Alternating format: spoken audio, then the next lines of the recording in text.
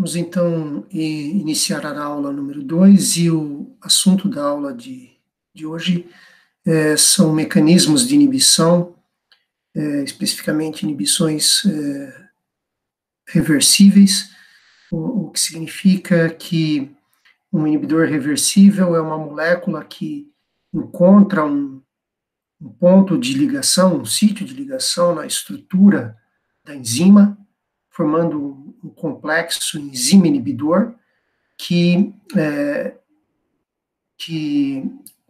tem a sua formação de modo reversível, ou seja, uma ligação reversível. Portanto, existe um equilíbrio entre o complexo enzima inibidor e as formas livres de enzima e dessa molécula inibidora. Okay? Então, um equilíbrio químico. A formação desse complexo enzima inibidor irá diminuir a velocidade inicial da reação catalisada pela enzima, e nós vamos dar uma olhada nos mecanismos pelos quais essa redução da velocidade inicial e, portanto, a inibição ocorre. Okay? Então, eu vou lançar a apresentação.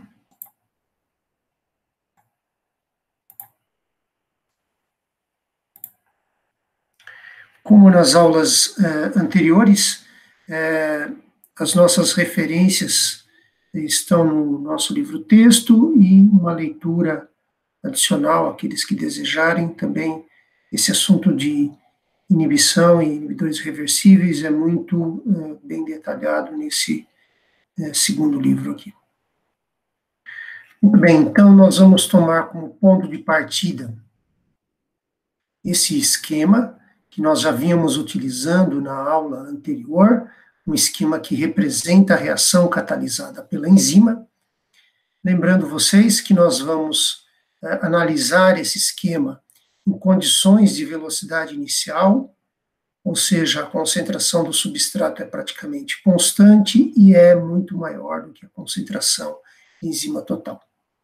Particularmente nessa aula de inibição, nós vamos utilizar o modelo de Michaelis-Menten de equilíbrio rápido, que indica que a enzima e o substrato, que uma vez são colocados na solução, se difundem rapidamente, podem se encontrar, formar um complexo enzima-substrato, e à medida que a concentração desse complexo cresce, ocorre a sua dissociação nas formas livres, lembrando que essa etapa é muito mais rápida do que a etapa 3, então a condição de equilíbrio rápido. Então, em um tempo muito curto, rapidamente, alguns microsegundos, se estabelece um equilíbrio entre essas duas populações da enzima, enzima livre e enzima complexada ao substrato.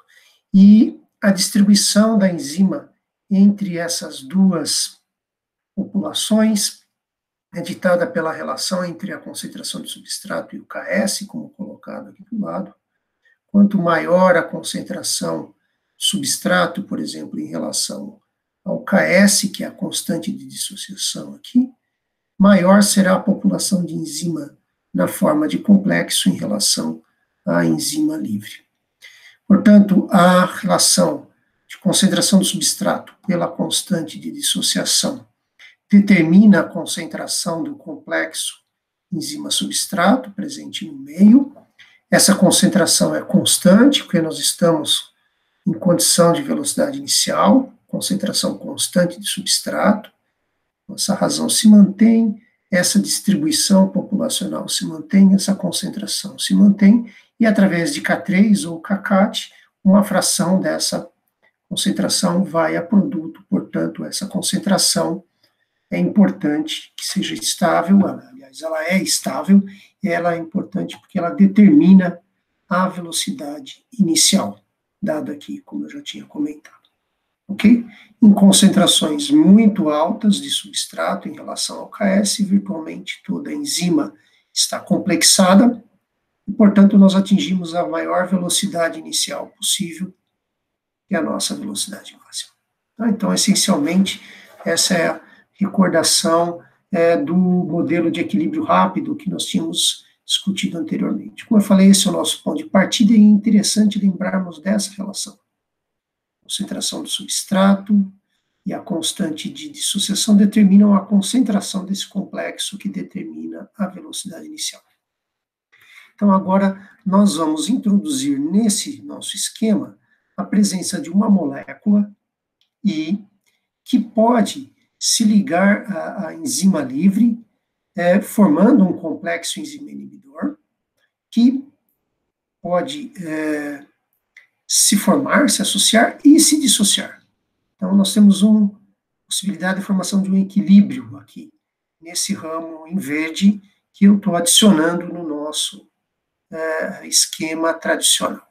E aí vocês percebem que a molécula I e o substrato estão se excluindo mutuamente, em termos de ligação. Então, você só tem o complexo ES ou só o complexo enzima inibidor, eles não se combinam simultaneamente ligados na estrutura da enzima, ok?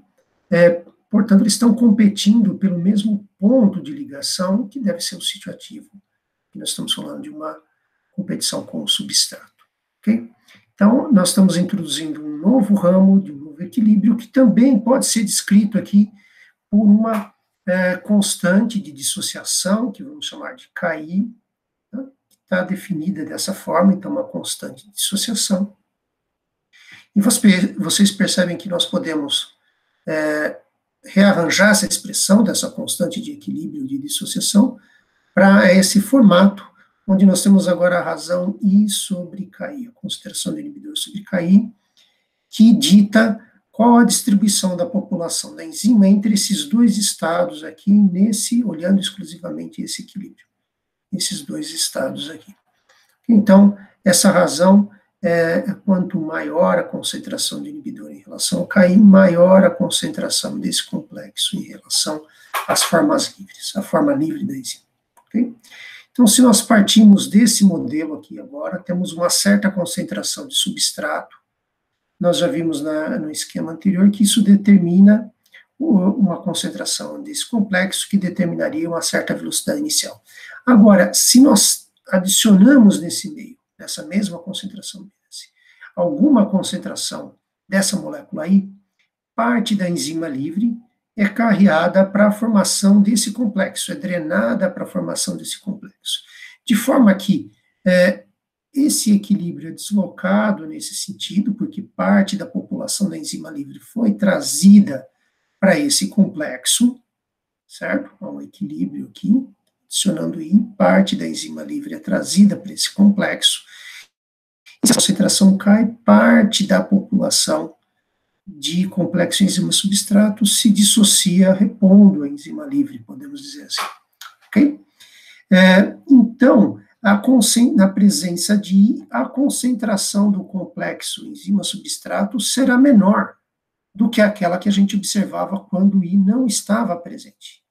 Ao cair essa concentração desse complexo, consequentemente, se reduz, diminui a velocidade inicial. Portanto, com a simples formação desse complexo, nós não estamos invocando nenhum outro tipo de mecanismo que altere a estrutura da enzima, etc. A simples formação desse complexo já leva à redução da concentração do complexo e, portanto, à redução da velocidade inicial para a mesma concentração de substrato. Portanto, o fenômeno de inibição, queda da velocidade inicial com a mesma concentração de substrato, ok? Então, interessante ver aqui esse mecanismo, como ele gera esse fenômeno da inibição. A gente pode olhar agora isso aqui um pouco mais detalhadamente. Antes de nós entrarmos numa dedução mais quantitativa desse modelo, uma outra característica que a gente pode observar, que é interessante, é que se agora, na presença de uma concentração fixa de I, nós fôssemos elevando a concentração de substrato, cada vez maior na mesma concentração de I, iríamos drenando a enzima livre agora na direção desse complexo, e esse complexo enzima I ia se dissociando. de forma que se eu atingisse uma concentração muito, muito alta de S em relação a KS, virtualmente toda a enzima poderia ser trazida para cá, mesmo na presença da molécula I. E, portanto, essa molécula I, esse mecanismo de inibição, não leva à mudança da velocidade máxima da reação. Nós dizemos que a concentração do substrato pode reverter o efeito da molécula I. Okay? É uma característica interessante a gente manter em mente isso aí. Okay? Então, agora, aqui, nós vamos, nessa próxima parte, partindo daquele mecanismo que eu coloquei ali no slide anterior, nós vamos passar pelas mesmas etapas que foram usadas para deduzir a equação de Michaelis-Menten, partindo das condições de equilíbrio rápido. E vamos tentar deduzir uma equação cinética, levando em consideração agora a existência desse outro equilíbrio aqui. Tá?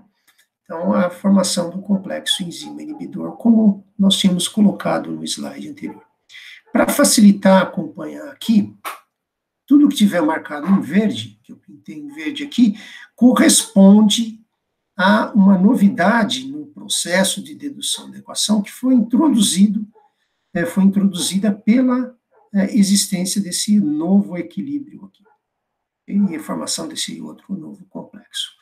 Então, a ideia aqui não é que nós memorizemos o processo de dedução da equação, é simplesmente ver que, de fato, desse esquema, nós vamos chegar numa equação que liga a velocidade à concentração de substrato e de inibidor.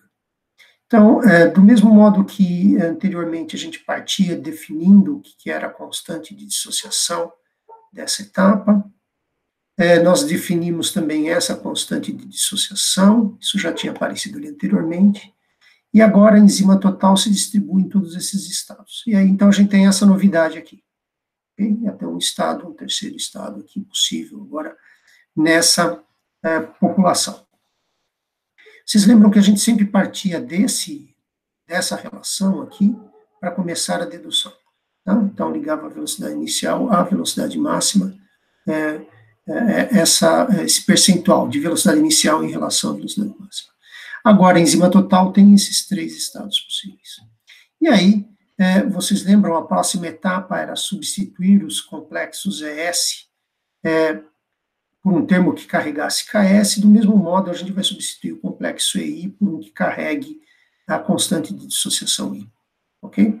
Então, tudo que vai aparecendo em lápis aqui é idêntico ao processo de dedução, idêntica a equações que a gente tinha visto no processo de dedução da equação de Michaelis-Menten.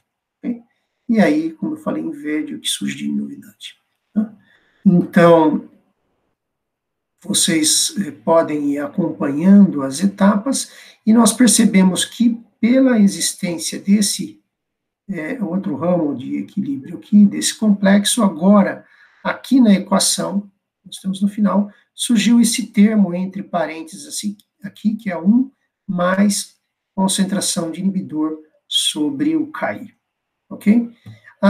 Toda a parte em lápis é idêntica à equação de Michaelis-Menten que nós tínhamos anteriormente. Inclusive, se vocês notarem, se nós imaginássemos que a concentração do inibidor é igual a 0, ou seja, não há inibidor no meio, esse termo, entre parênteses aqui, vai se transformar apenas em 1, tá? E multiplica aqui o KS. Portanto, o termo aqui ia se transformar em 1 e ele desaparece, podemos dizer assim, porque é 1 multiplicando o KS. E nós vamos voltar a ter a equação de Michaelis-Menten, normalmente. Tá? Então, esse termo aqui, na ausência de inibidor, ele volta a descrever essa equação cinética, volta a descrever apenas o ramo aqui no lápis.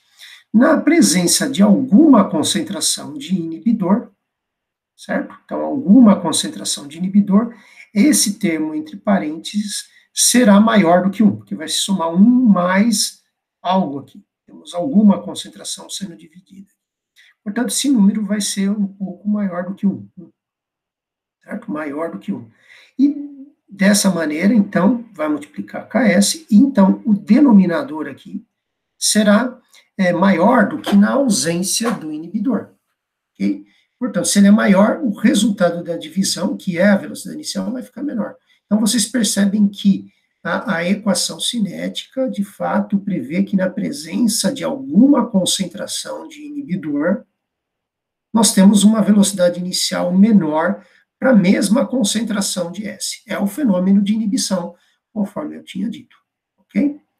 Então, aqui a equação atende essa ideia, o termo só aparece quando nós temos esse ramo, e se aí a velocidade inicial é menor para a mesma concentração de S. Okay? Então, está satisfeito aqui essas condições gerais aí que nós esperávamos observar a inibição. Notem que a equação, ela surgiu desse esquema. Então, essa equação, ela é coerente com esse esquema. Essa equação, ela é prevista por esse esquema de reação e de mecanismo de inibição. Okay? Como eu tinha dito na primeira aula, a linearização de Lineweaver-Burke seria muito prática para nós estudarmos os mecanismos de inibição, e é o que a gente vai, então, fazer agora aqui. Essa era a equação no formato de Michaelis-Menten, e agora aqui embaixo ela está linearizada segundo Lineweaver-Burke, que era fazer os inversos, tá, dos dois lados aqui da equação, tá, e aí vocês percebem que ela fica com esse formato que está apresentado aqui de novo, se I é igual a zero, se termo é igual a 1, e a gente volta a ter apenas a parte em lápis, e ela é idêntica à equação de Lineweaver-Burke. Ou seja, nós continuamos tendo uma equação de reta aqui. No próximo slide, a gente vai entender um pouco melhor como esse termo agora aqui em verde afeta essa equação de reta, que é a linearização de Lineweaver-Burke. Okay? Muito bem, então eu transcrevi a equação para cá. Essa é aquela equação que nós tínhamos ali deduzido a partir desse esquema. Então, essa equação, ela aparece aqui, e como eu vinha comentando com vocês, ela tem um formato de equação de reta, continua tendo. Isso aqui, o inverso de V máximo é intercepto, vocês já conhecem esse ponto. Vocês lembram que a equação previa que ela, se extrapolada para esse ponto, ela cortava o eixo em menos 1 sobre Ks, ok? Então, continua sendo uma equação de reta, só que agora aqui dentro, esse trecho dessa equação, esse pedaço aqui da equação, isso é o x, certo? O nosso eixo x, o y. Então, dentro desse pedaço aqui da equação, que corresponde à inclinação, nós temos um termo, que é em verde, que depende da concentração de I. Então, a presença da concentração de inibidor vai afetar esse pedaço aqui dentro da equação, que corresponde à inclinação. Então, como nós já tínhamos comentado anteriormente, quando I é igual a zero, esse termo fica igual a 1, esse termo entre parênteses fica igual a 1, nós temos a equação de reta de Lineweaver-Burke. Inverso de V máximo, inverso negativo de Ks. Então, agora nós vamos olhar como essa equação vai se comportar, esse gráfico vai se comportar, essa reta vai se comportar, quando nós acrescentamos inibidor no meio. Okay? Então, ao acrescentar alguma concentração de inibidor, como nós já tínhamos pensado anteriormente, esse termo entre parênteses vai ser maior do que 1. Eu tenho uma concentração de inibidor. Então, vai se somar aqui, vai ser maior do que 1. Ou seja, a inclinação, agora que era dada por esse termo, é um pouco maior, porque ela é multiplicada por um número maior do que 1. Então, é importante antes lembrar também que nada que tem a ver com esse termo afeta esse pedaço da equação, que é o intercepto. Portanto, nós podemos imaginar que ao acrescentar algum inibidor, o intercepto permanece idêntico, mas a inclinação irá aumentar. Então, aqui como nós comentamos. Então, a inclinação cresce, o intercepto se mantém o mesmo. Então, se segurasse a reta nesse ponto e tivesse que incliná-la um pouco mais, mantendo o intercepto. E vocês podem imaginar que à medida que nós vamos aumentando, se eu aumento ainda mais a concentração do inibidor, essa inclinação deve aumentar ainda mais e o intercepto deve continuar o mesmo. E se eu aumento ainda mais a concentração do inibidor, isso torna-se maior do que 1 ainda, maior inclinação, mesmo intercepto. Então, esse comportamento, esse gráfico, então nós estamos falando de medidas de velocidade inicial, cada reta dessa é um conjunto de medidas de velocidade inicial para várias concentrações de substrato. Cada uma dessas retas é construída na presença de uma concentração fixa do inibidor. Portanto, esse conjunto de experimentos, quando colocados nesse mesmo tipo de gráfico, conjuntamente, nós teríamos esse comportamento da família de retas. Esse comportamento é previsto, então, por essa equação, certo? Essa equação nos levou a deduzir esse gráfico, como ele deveria se comportar. Portanto, esse comportamento é previsto nessa equação, e essa equação, como nós tínhamos visto, ela é deduzida a partir desse mecanismo. Portanto, esse mecanismo prevê esse tipo de resultado. Esse resultado é diagnóstico daquele mecanismo de inibição que nós tínhamos colocado ali anteriormente. Okay?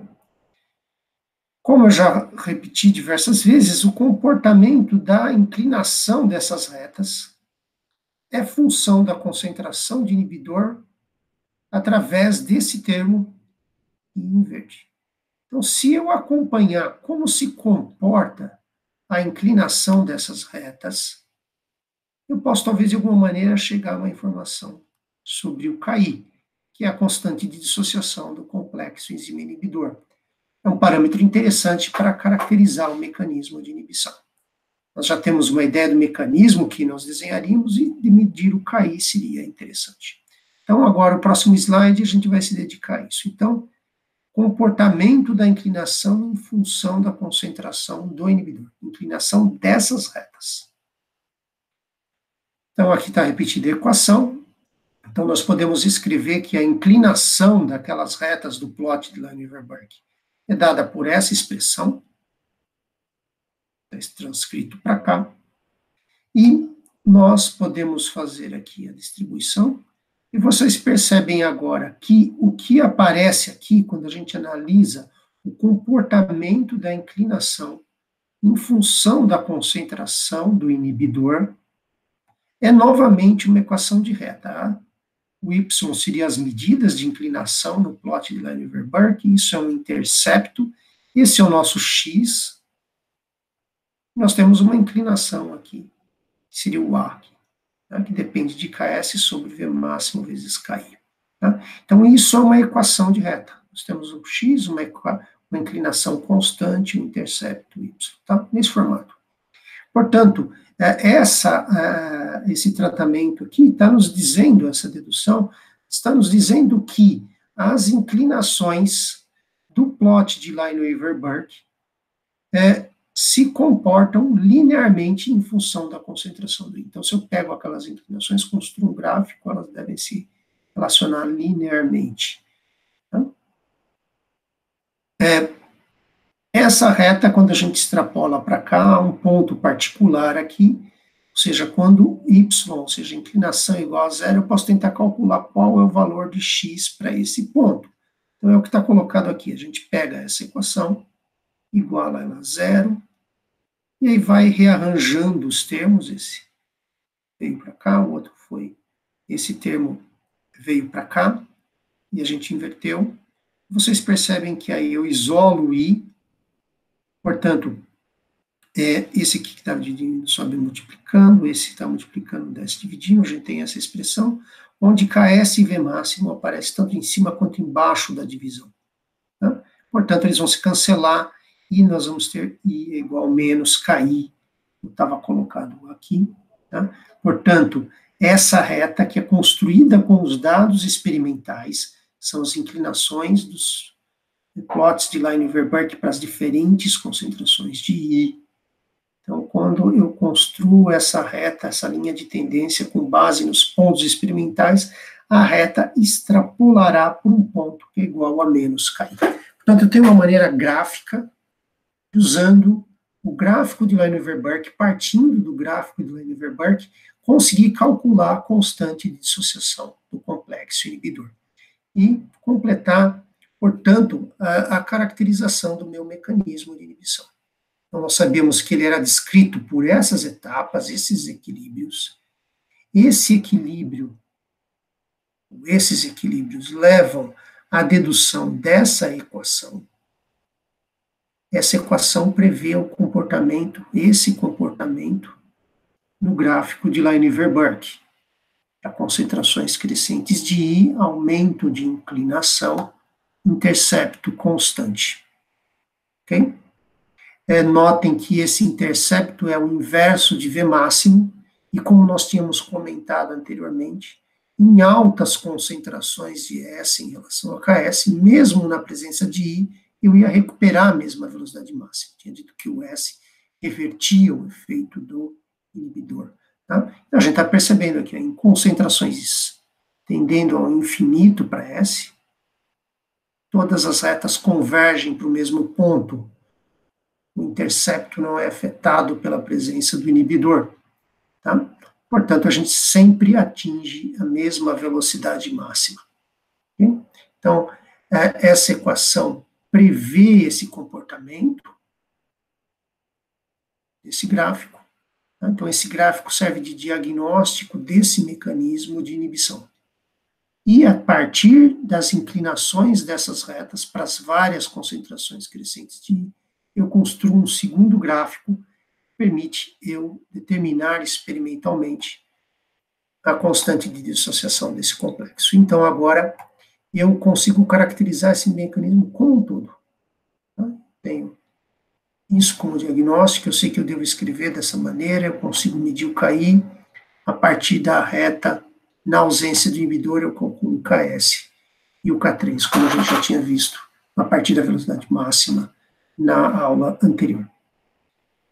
Como eu tinha comentado, S e inibidor estão competindo pelo mesmo ponto de ligação na enzima, que deve ser o sítio ativo, e esse mecanismo de inibição ganha esse nome, que é representativo, que é chamado de inibição competitiva, ou inibidor competitivo. Mas percebam que o importante é nós sermos capazes de descrever esse mecanismo e perceber que ele determina uma equação que determina um gráfico. Tá? Portanto, isso aqui não é um mero jargão, que diz que essas retas serão esse mecanismo. Essa daqui é uma consequência desse mecanismo, okay? Que ganha esse nome. Tá? Então, o nome aqui tem uma característica menor aqui, porque o importante é sermos capazes de ligar o mecanismo, a equação e ao gráfico. E saber olhar para o gráfico e pensar como calcular o KI. Então, esse é o caminho aí, geral que a gente pode fazer para estudar um mecanismo de inibição. Então, agora a gente vai passar para alguns outros dois mecanismos, e nós tivemos a dedução da equação apenas para essa inibição competitiva, tá? Para que vocês percebessem que a equação é consequência do modelo. Nos próximos, nós vamos passar diretamente do mecanismo para a equação, sabendo que é possível deduzi-la sempre usando aquelas mesmas etapas que nós usamos para deduzir a equação de Michaelis-Menten. Okay? Então, vamos olhar agora aqui um outro mecanismo. Agora, a molécula do inibidor, ela pode se associar ao complexo enzima-substrato, formando esse complexo ternário aqui, De novo, nós temos uma constante de dissociação, então há um equilíbrio aqui, é uma inibição reversível, é um inibidor reversível, temos um equilíbrio, okay? E percebam que essa constante de dissociação tem essa definição. De novo, a relação I sobre KI está ligada à abundância relativa do complexo que contém o inibidor e a forma livre sem o inibidor. Okay? Então, quanto maior essa concentração em relação ao KI, maior a população do complexo com o inibidor, o complexo ternário, em relação àquele sem o inibidor. Perceba, então, que se nós medíssemos a velocidade inicial aqui na ausência do inibidor, teríamos um certo valor. Se nós adicionamos agora nessa mesma concentração de substrato alguma concentração de inibidor, parte da população do complexo enzima-substrato vai ficar presa aqui nesse complexo ternário que não é produtivo, não gera produto. Então, de novo, se eu tenho algum I, a concentração do complexo ES será menor para aquela mesma concentração do substrato. E, portanto, a velocidade inicial será menor se eu tenho menos complexo ES, aquele que gera o produto. Portanto, de novo, esse esquema, a existência desse esquema, nos diz que eu devo ter provavelmente uma velocidade inicial menor. Percebam agora aqui que nesse esquema de inibição, se eu coloco concentrações muito altas de substrato em relação ao KS, eu formo praticamente toda a população de enzima vem para esse complexo, mas sempre uma parte dele vai ficar preso aqui. Mesmo que eu tenha muito S no meio, uma concentração bem alta, parte sempre fica preso aqui, dado esse mecanismo que está sendo proposto aqui. Portanto, o aumento da concentração de substrato não reverte a ação desse inibidor que segue esse tipo de mecanismo, que se liga direto nesse complexo. Isso é diferente do caso que nós tínhamos olhado antes no inibidor competitivo. De fato, aqui nós não temos uma competição entre S e I, porque nós temos um complexo ternário no qual ambos, o substrato e o inibidor, se encontram ligados à enzima. Temos um outro tipo de inibição aqui, que não é revertida, então dá para deduzir, olhando aqui no esquema, o que vai ocorrer, por exemplo, com a velocidade máxima.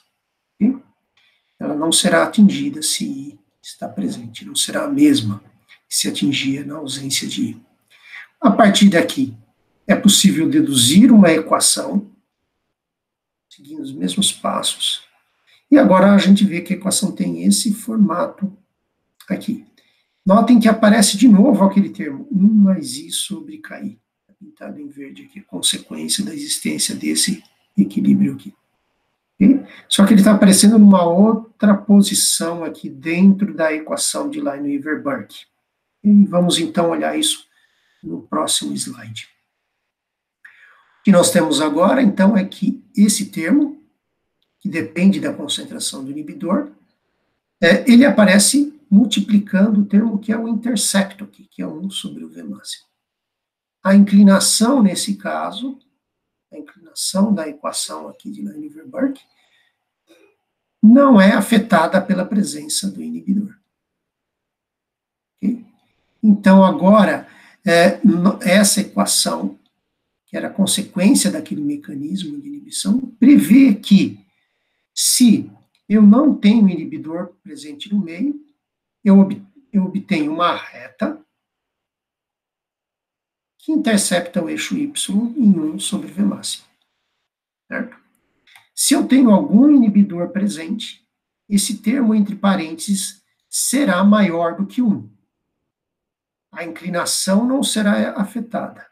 Então, novamente, eu teria uma reta, continua sendo uma equação de reta, novamente eu teria uma reta com a mesma inclinação, mas um intercepto maior.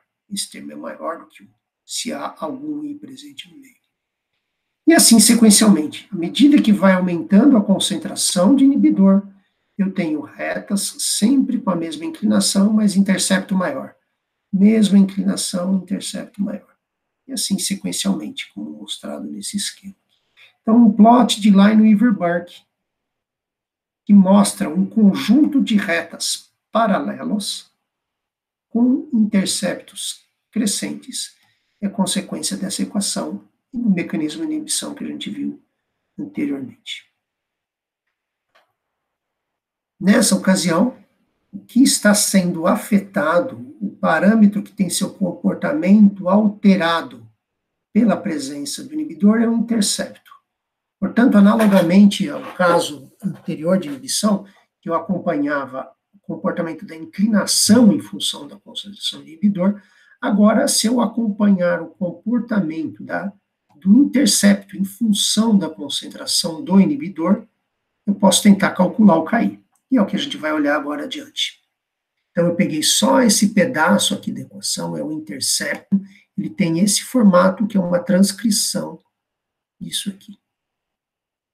Percebam que eu posso rearranjar aqui e rapidamente eu percebo que o intercepto, que é o meu y, tá, é descrito por uma equação de reta. Esse é o x, a inclinação é o inverso de V máximo vezes KI, e isso é um outro intercepto, que é o parâmetro B aqui. Portanto, os interceptos das retas no plot de Lineweaver-Burke para concentrações crescentes de inibidor partindo de zero, esses dados experimentais, esses interceptos que eu calculei a partir do gráfico anterior, eu posso traçar uma relação linear, está previsto que se eu tenho aquele tipo de inibição, essa equação, está previsto por ela que eles se relacionam linearmente, os interceptos se relacionam linearmente com a concentração de inibidor.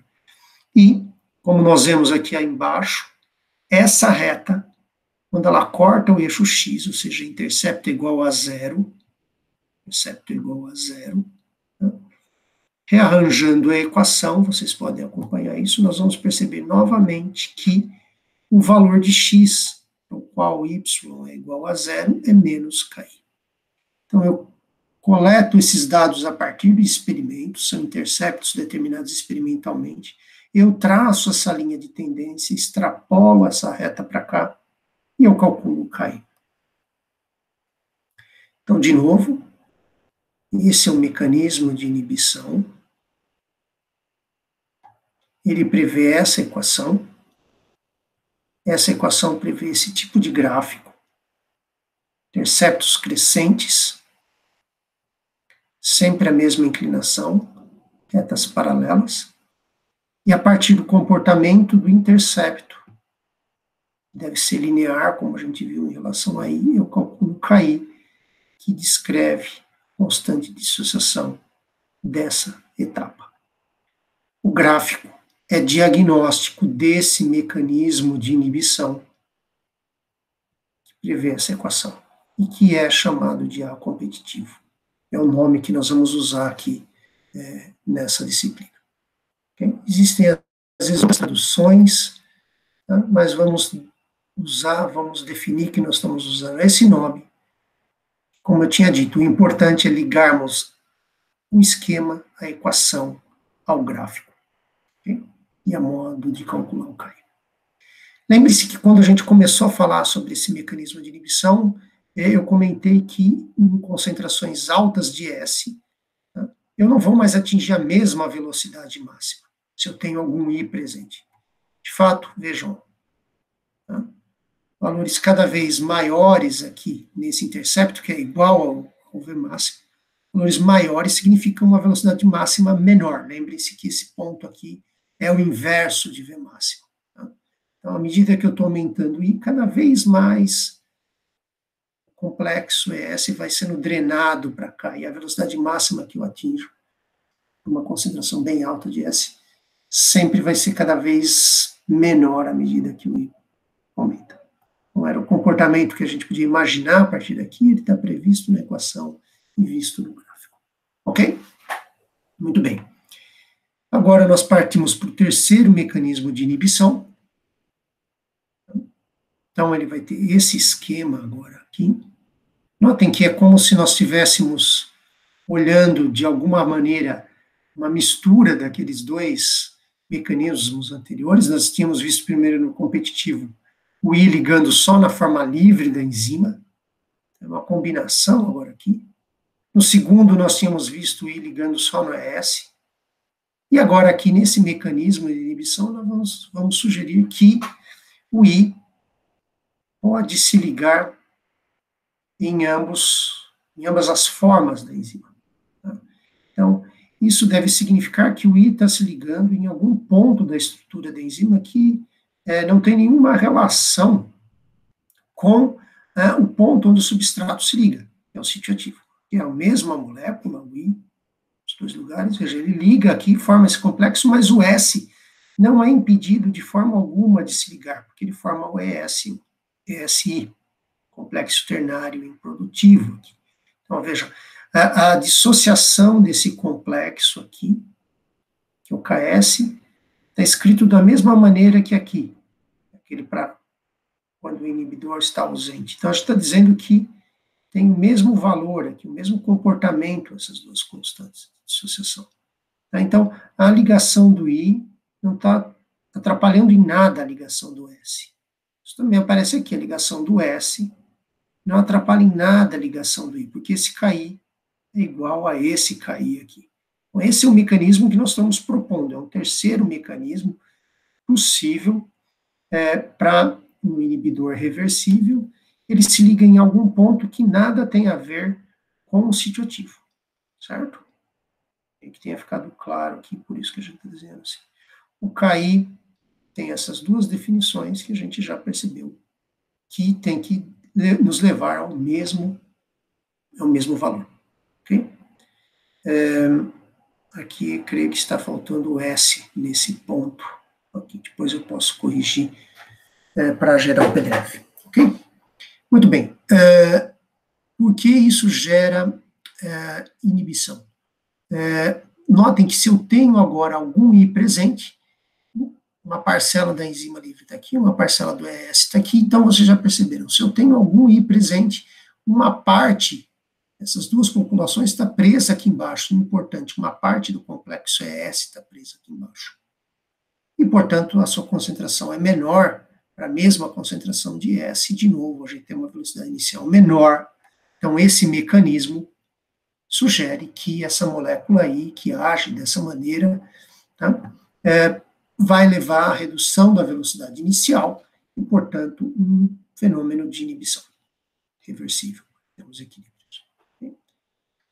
A partir desse esquema, nós podemos deduzir uma equação cinética que, na sua forma de Lineweaver-Burke, tem esse aspecto aqui. De novo, vejam, agora apareceu o termo 1 mais I sobre K em dois pontos da equação. O processo de dedução nos traz até essa equação. Vamos olhar de novo aqui. Então, é a mesma equação da página anterior. E aí, então, nós percebemos de novo, isso é uma equação de reta. Se o I está ausente, I é igual a 0, termo entre parênteses é igual a 1, nós temos a equação de Lineweaver-Burke. Temos uma reta, a equação de reta, I igual a 0, uma reta como nós estamos acostumados. Se eu tenho alguma concentração de I presente, é o mesmo valor aqui, né? Concentração de I, percebam agora, então, se há algum I presente, esse termo são idênticos, eles são maiores do que 1. Portanto, aumenta a inclinação e aumenta o intercepto. Portanto, eu tenho uma nova reta, continua sendo uma equação de reta, porém com intercepto mais alto e inclinação mais alta. Veja, inclinação mais alta. E à medida que eu vou aumentando o I, esse termo vai se tornando cada vez maior. Portanto, cada vez maior a inclinação, cada vez maior o intercepto. Okay? Esse é o comportamento do gráfico de Lineweaver-Burke, previsto agora por essa equação, que é deduzida a partir do mecanismo de inibição que estava no slide anterior. Notem que as retas convergem todas para o mesmo ponto. Tá? Esse ponto aqui, o ponto onde a reta corta o eixo x, é como se fosse o y é igual a 0, certo? Portanto, o x para esse y igual a 0, ele vai ser o intercepto negativo dividido pela inclinação, ok? Vocês percebem, então, que para as outras retas, se nós fazemos essa operação, o intercepto negativo dividido pela inclinação, o termo entre parênteses verde vai aparecer tanto no numerador como no denominador dessa fração. Portanto, ele vai se cancelar, ele está em cima e embaixo da divisão. Então, para todas as retas, isso vai ocorrer. Independente do valor de i, esse cancelamento vai ocorrer. Então, quando eu calculo, como se eu calculasse esse ponto, ou seja, eu levo para onde a reta extrapola e atinge, corta o eixo x, significa que esses termos estão se cancelando nesse ponto. Portanto, todas as retas convergem para o mesmo ponto. É um outro comportamento previsto nessa equação, previsto por aquele mecanismo de inibição. Nos slides anteriores, nós já tínhamos visto que, se eu tomo apenas o intercepto e analiso como é o comportamento dessa expressão do intercepto em função da concentração de I, nós tínhamos visto que o intercepto se comporta linearmente, é função linear da concentração de I, e eu posso calcular o KI por uma análise gráfica. A mesma coisa nós vimos lá na inibição competitiva, que a inclinação também se relaciona linearmente com a concentração de I, quando nós temos esse tipo de expressão. Portanto, agora, a partir desse gráfico de Lineweber-Buck, se eu tomo os interceptos medidos experimentalmente, construo um segundo gráfico, tem uma relação linear, intercepto em função de I, uma relação linear, onde eu calculo o KI aqui no ponto em que a reta corta o eixo x. A mesma coisa para inclinação. Calculo as inclinações dessas retas, determinadas experimentalmente, construo esse segundo gráfico, inclinações em função de I. Novamente, eu tenho um comportamento linear que, quando extrapolado pela linha de tendência até esse ponto, eu calculo menos KI. Portanto, com esses dois gráficos, são os mesmos que estavam anteriormente, eu meço o KI, eu caracterizei completamente o meu mecanismo de inibição. Esse gráfico é diagnóstico da ação desse inibidor, dessa molécula I, então do seu mecanismo de inibição. Então, se eu vejo um gráfico desse tipo, quando eu faço o experimento, eu sei que eu estou com esse mecanismo de inibição, certo? O gráfico é diagnóstico desse mecanismo, que leva a essa equação que prevê esse gráfico. E esse mecanismo de inibição nós vamos dar o nome de não competitivo para ele. Tá? De novo, como eu tinha dito, esse é o nome que a gente vai definir como padrão aqui. Muitas vezes esse mecanismo aparece com outros nomes em inglês que, quando são traduzidos em português, não dão exatamente esse mesmo tipo de nomenclatura. Tá? Mas o importante é nós conseguirmos sempre fazer essa relação. Mecanismo, equação, gráfico, diagnóstico. Então, feito o experimento, observou esse tipo de gráfico, sabe que esse é o mecanismo de inibição. E nós vamos usar o nome competitivo aqui. Okay? Então, agora, fazendo um resumo, tá?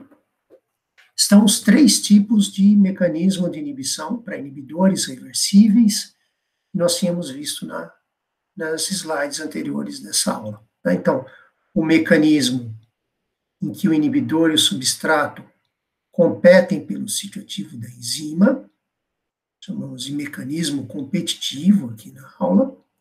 Ele prevê essa equação e nos leva a esse gráfico. Nós vimos como calcular o KI a partir da inclinação.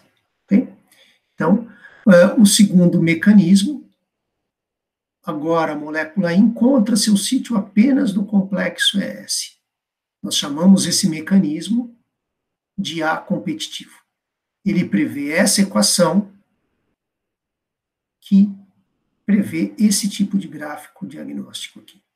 Reta em zero de inibidor, à medida que aumenta I, retas com a mesma inclinação, interceptos crescentes. Então, aqui para ajudar a memorizar, o termo I é apenas uma maneira de memorizar, não é uma regra matemática, mas o termo I, eu tinha apenas um ramo de equilíbrio e esse termo entre parênteses aparece em um ponto da equação.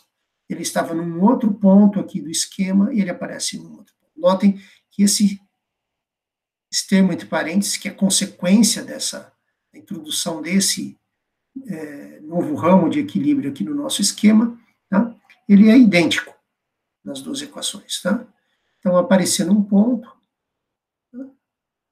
aqui aparece num ponto da equação, mudou o ponto em que ele aparece em outro ponto da equação.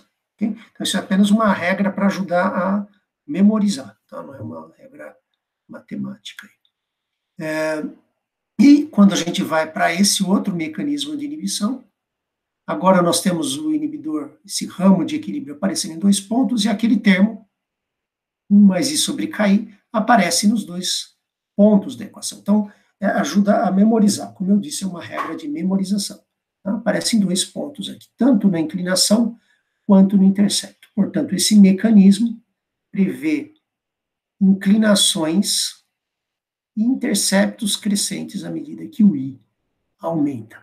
Esse mecanismo de inibição nós tínhamos chamado de não competitivo. De fato, o S e o I não competiam entre si. Como eu tinha dito, a ligação do I não atrapalha a ligação do S, e vice-versa. A ligação do S não atrapalha a ligação do I.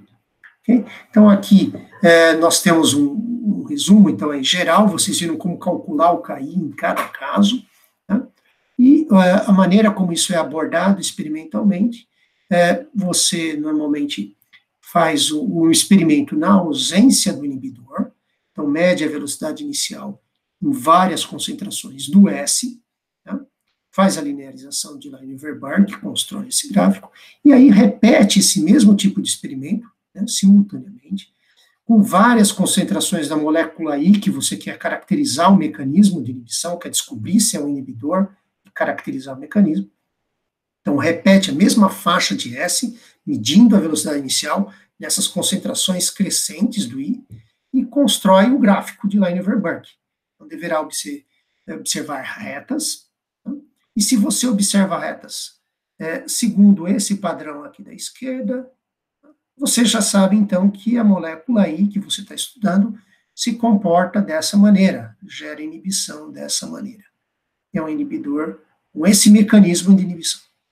Se você obtém retas paralelas, é esse outro tipo de mecanismo. Se você obtém esse tipo de retas que convergem para esse mesmo quadrante, para esse mesmo ponto aqui, tá, com inclinações e interceptos crescentes, são gráficos completamente diferentes entre si, é diagnóstico que a molécula I gera inibição através desse mecanismo. Então, os gráficos, vocês entenderam como é feito o experimento, e os gráficos funcionam como diagnóstico do mecanismo. A partir dos gráficos, construímos gráficos secundários, ou replotes, como são chamados, usando a inclinação, ou intercepto, ou ambos, e determinamos o KI, que completa a caracterização quantitativa do nosso mecanismo de inibição. Então, para que seja claro, eu vou interromper a projeção e